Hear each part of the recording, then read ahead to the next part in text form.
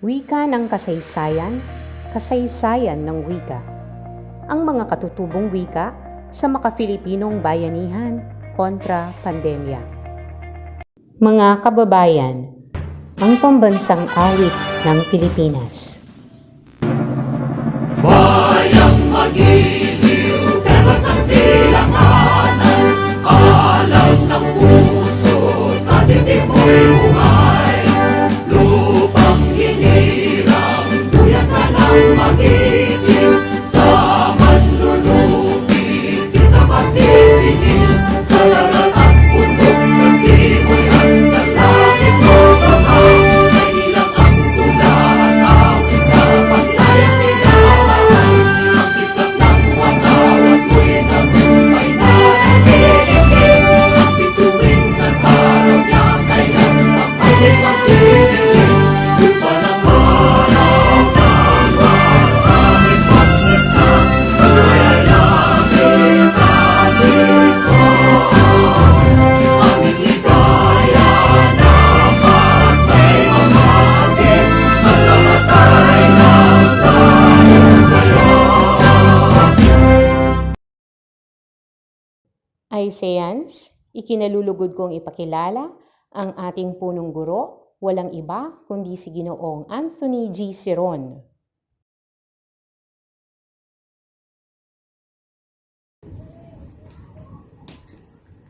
Masayang buhay po sa inyong lahat. Ang Aranguren Integrated School High School Department, 10 na mga kaguruan at mag-aaral ay nagdiriwang ng Buwan ng Wika ngayong taong 2020. Sa temang Wika ng Kasaysayan, Kasaysayan ng Wika, ang mga katutubong wika sa makabagong Filipino kontra pandemya. Nakasentro ang tema ng ating pagdiriwang sa taong ito sa kahalagahan ng wikang Filipino at ng mga katutubong wika na sinasalita sa ating bansa upang maging mabisang sandata ng malabanan natin ang pandemyang dinaranas ng ating bansa sa ngayon.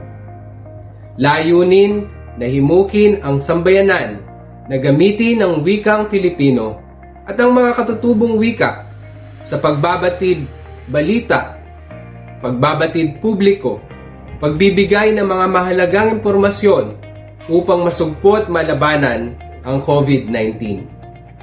Layunin din po ng pagdiriwang ng Buwan ng Wika ngayong taon na ito na palawakin ang ating pagbabayanihan. Pagbabayanihan na tatak Filipino.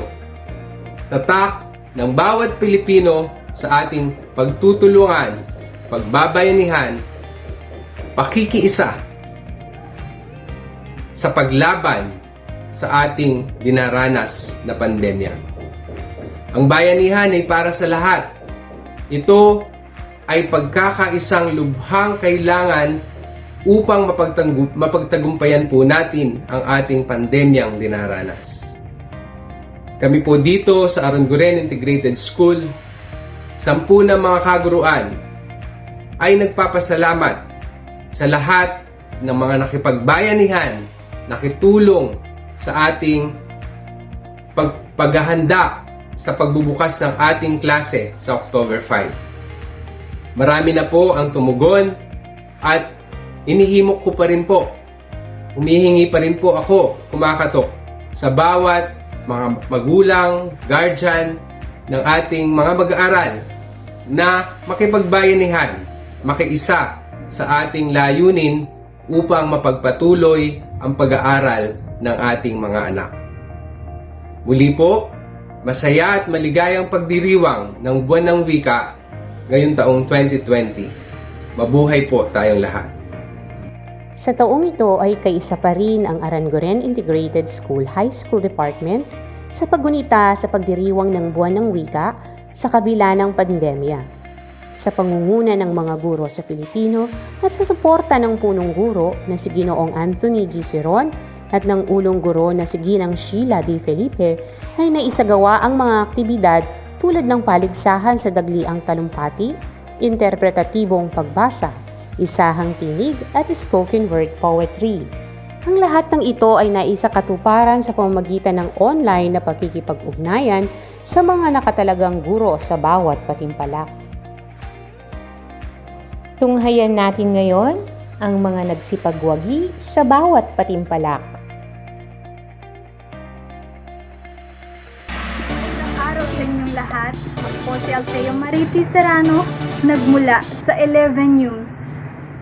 Ano nga ba ang katutubong wika at ano ang kahalagahan nito? Paano nga ba ito nakatutulong sa makapilipinong bayanihan sa mga panahong ito? Bakit nga ba kailangan nating magbayanihan? Ano naman ang koneksyon ng katutubong wika sa makapilipinong bayanihan kontra pandemya? Ang katutubong wika ang siyang pinakamahalagang lengguwaheng natutunan nating mga Pilipino simula pagkabata. Kaya napakahalagang huwag nating kalimutan ang ating sariling wikang kinagisnan. Ito ang ginagamit natin sa pakikipaghalubilo sa ating mga kapwa Pilipino. Napakahalaga rin na matutunan natin ng mabuti ang ating sariling wika. Mayroon tayong iba't ibang lengguwahe at dialekto sa ating bansa. Ngunit, ang iba ay hindi na nagagamit dahil lipas na. Gayunpaman, hindi ibig sabihin noon ay hahayaan na lang natin na lumipas na o mawala na lang bigla ang mga wika o mga lengguwahe at dialekto na ating ginagamit ngayon.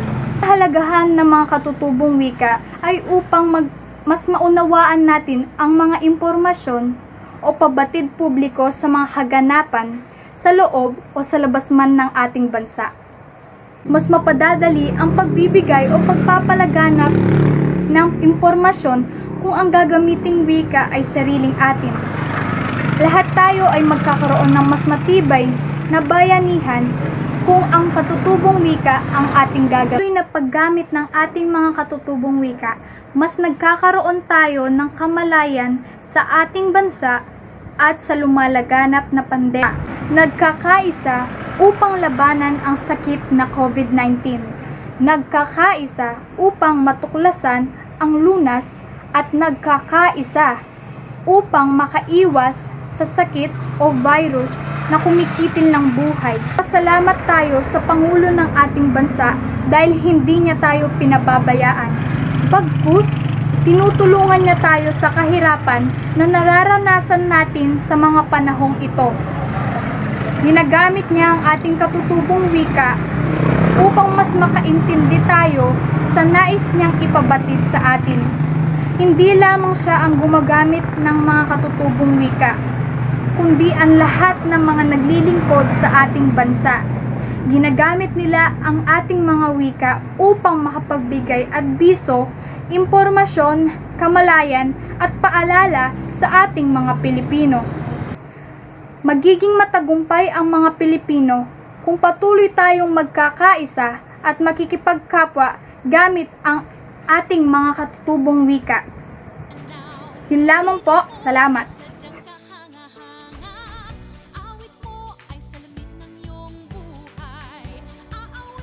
Wika ng kasaysayan.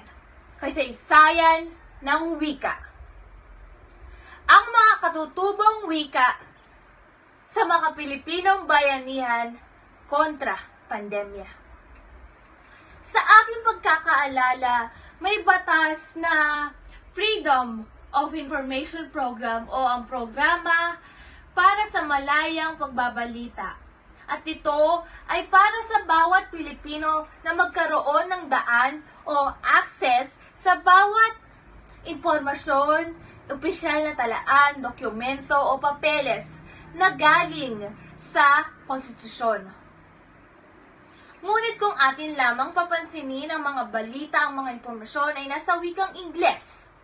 Wikang Ingles na halos sa mga Pilipino o marami pa rin sa mga Pilipino ay walang kapasidad na umintindi sa wikang ito.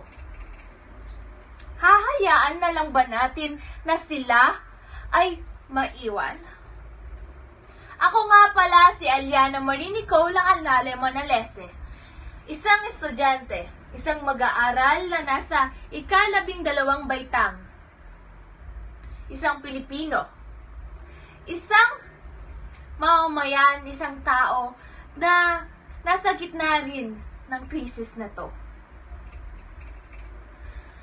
Sabi ng mga tao ngayon, ng mga netizens, sa bawat debate, ano ba ang ambag mo? Ano ba ang ambag ng ating wika? Malaki ang gampanin ng ating wika upang matigil ang krisis na to. Ang ating wika ay maaaring gamitin bilang sandata sa pakikipagdigma laban sa pandemyang ito. Kaya naman, dapat kunin natin ang mga aral na to at isulat. Gamitin natin ang ating wika, ang bawat katutubong wika, at isulat natin to sa ating kasaysayan at magsilbing aral na dapat matutunan, na dapat pag-isipan ng bawat isa. Dahil ito ang magsisilbing gabay ng henerasyon ng bukas. At ang ating wika, ang ating wikang Pilipino, ang wika ng ating katutubo ay ang mag-iisa sa bawat Pilipino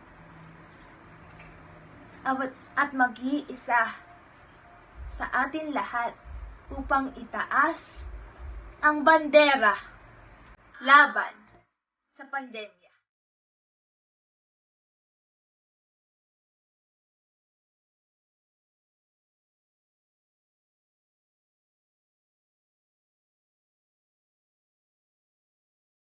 Ako po si Jasmine Lorraine P. Castaneda at ang ginawa ko pong spoken word poetry ay pinamagatang panahon ng pandemya.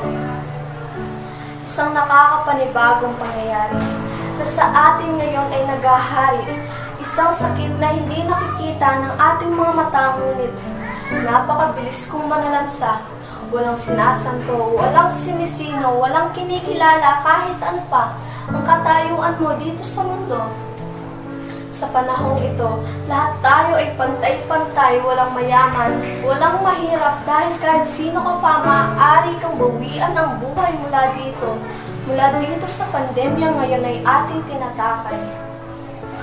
Hindi madali sapagkat napakahirap para sa mga taong kagaya natin. Maraming napapahamak lalo na sa mga buhay na walang tiyak. Sa panahon ng pandemya, naranasan nating makulong sa sarili nating tahanan na para bang mga ibon na nakakulong sa kulungan at ang hawla ang nag-iisa nating matutuhan. Maraming mga sikmura ang kumakalam, naghahanap ng makakain at may uulam. Sana sa ganitong panahon tayo ay magtulungan dahil sa pandemyang ito bihira na lamang ang makakaligtas o pagdamutan. Ang mga taong nangangailangan, iwasan muna ang maging gaman. Dahil sa pandemyang ito, ang pagtutulungan ay ating kinakailangan. Sa gera na hindi nakikita ang kalaban, hindi sapat ang baril at dinamita na panlaban at sa pandemyang ito. Sa pandemyang ito, panalangin ang nag-iisang sandigan at sandata natin, kaya laging mag-ingat at manalangin. Sa panahon ngayon, kailangan natin maging matatag dahil hindi rin magtatagal, malalagpasan rin ang mga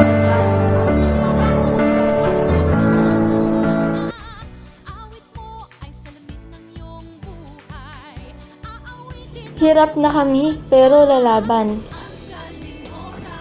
Ilan yan sa mga katagang araw-araw kong naririnig sa balita.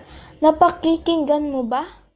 Araw-araw sila'y nakipagbakbakan sa mga bagay na walang katiyakan, sa mga bagay na hanggang ngayon pinagdidebatihan, sa mga bagay na hanggang ngayon hindi pa rin nasusolusyonan.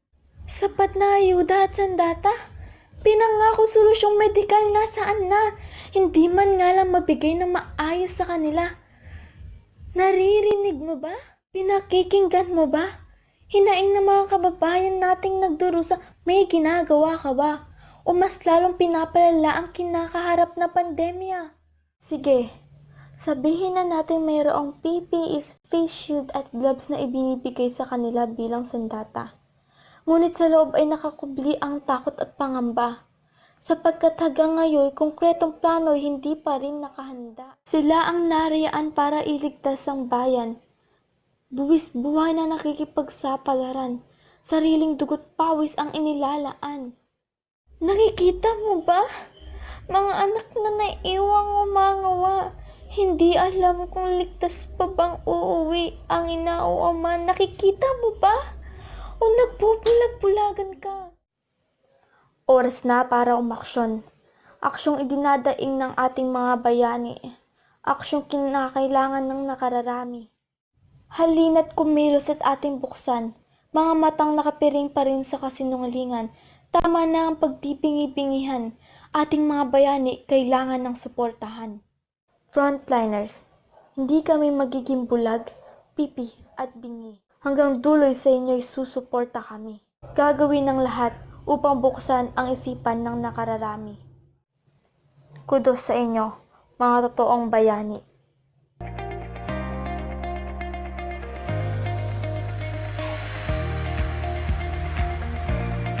Pagkakaisa. Pagkakaisa ang kailangan natin sa panahon ng pandemic. Pagkakaisa ang kailangan ng mamamayan upang malagpasan natin itong hinaharap nating pandemya. Pinaglayo tayo ng sari-sariling opinyon. Hindi ba't oras na para tayo magdesisyon? Kaya halina. Tayo na. Tayo na, tutulungan natin ang dumating na pandemya sa ating bansa. Halina tayo magmahalan, magkaisa at magtiwala sa kataas-taasan. Kasi naniniwala ako na tayong mga Pilipino, lalaban ng sabay-sabay, aahon ng sabay-sabay, mananatiling matibay. At sisiguraduhin ko, walang maiiwan sa ating pagbangon. Kaya ang sasabi ko lang sa'yo,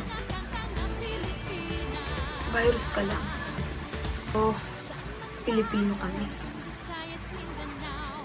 Tinig mo ay sadyang kahanga-hanga. Awit mo ay salamin ng iyong buhay. Aawitin ng buong bansa. Ang galing mo, kapatid, kay Gaano man ka-serious? Serious? Ang pandemic na coronavirus o mas kilala bilang COVID-19, naiintindihan niyo ba?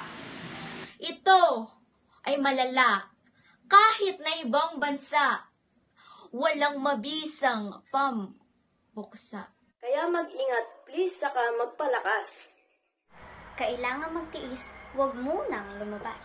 Lagi kang maghugas, magsuot ng face mask, manalangin sa taas kung nais mong maligtas. Sa solusyon, kooperasyon, ang tulay. Kailangan sumunod ka muna bago ka sumunod. Kaya mapuno man ng dilat at bigas ang iyong bahay, wala ring ligtas sa ulong ganyan katigas. Hindi dahil lang ang bagot. Di ba nakakayamot kung doktor na natin ang pinapagamot? Di makita ang kalaban, kaya dapat sa tahanan ka lamang. Yan ang mensaheng pinapinagamot. kapatid kailanman. Buong bansa ngayon ay kakanta. Gaano man ka-serious ang pandemic na coronavirus kilalang COVID-19, dihan ba? Ito ay malala. Kahit na ibang bansa, walang mabisang pampuksa. Kaya mag-ingat, please. Saka magpalakas. Kailangan magtiis, huwag munang lumabas. Lagi kang maghugas. Magsuot ng face mask. Sumunod sa batas, manalangin sa taas kung nais mong maligtas. Sa solusyon, Kooperasyon ang tulay. Kailangan sumunod ka muna bago ka sumuway. Kaya mapuno man ang bahay nyo ng dilat at bigas. Wala ring ligtas kung ulo niya'y ganyang katigas. Di dahilan ang bagot. Di ba nakakayamot kapag mga doktor na natin ang pinapagamot? Hindi makita ang kalaban, kaya dapat sa tahanan ka lamang. Yan ang mensahe kong pinapaabot.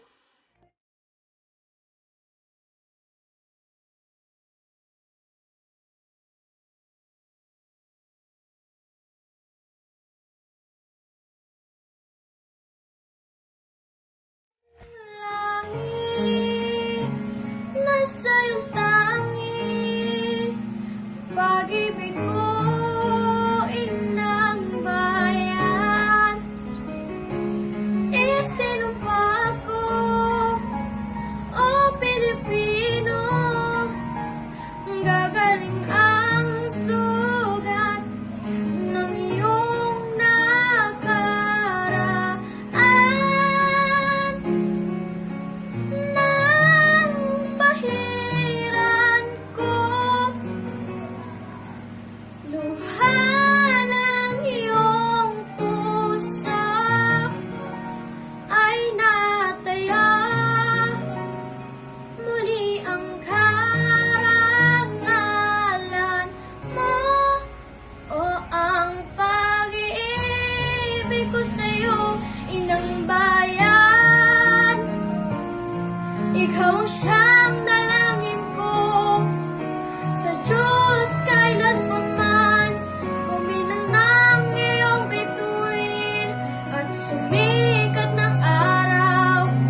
Ang kalayaan mo'y sinisigaw. Ang bukas ay tanging sa'yo nagkalaan. Kayo manggi ang kulay mo, dugo't pawis inalay mo, di ka na maapi. Ngayon o kailanman, pag-iibig ko sa'yo, inang bayan. Kahit na gano'ng kaliit ang tinig ko, buong lakas akong magtatanggol sa'yo.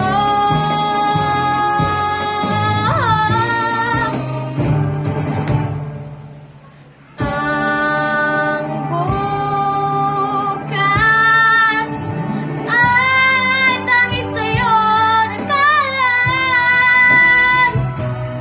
Kayo manggi ang kulay mo, ang buhay ko'y alay sa'yo, di ka na maapi. Ngayon o kailanman, pag-iibig ko'y sa'yo, inang bayan.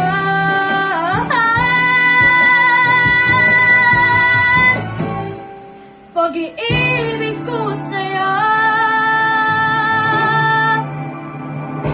inang bayan.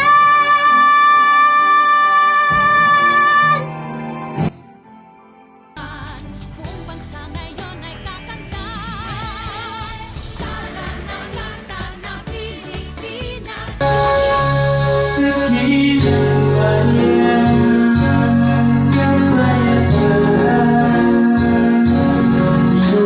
Thank you.